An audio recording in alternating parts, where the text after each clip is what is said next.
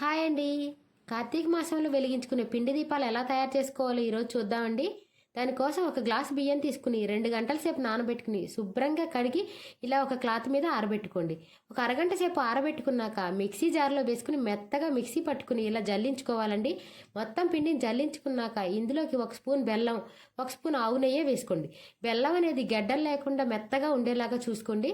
తర్వాత కొంచెం కొంచెం పాలు పోసుకుంటూ ఈ పిండిని కలుపుకోవాలి. పాలు అనేది ఆవు పాలు పోసుకుని కలుపుకోవాలండి.